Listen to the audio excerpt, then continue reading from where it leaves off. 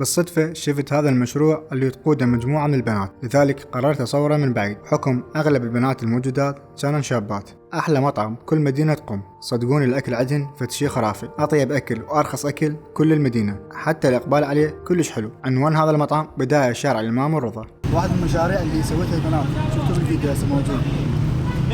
هذا كباب جد ما هو المشروع بسيط بس ما هو الازدحام. يسمونه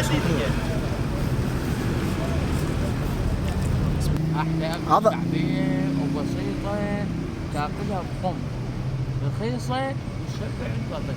كل ما عنده الفقير والزنجان والتوب يقعد هناك. من تجي من شارع الامامين، هذا شارع الامامين، هذا يا المطعم يا اخي والله العظيم فداك عندهم فشي خرافي. تعالوا والله كلش طيب.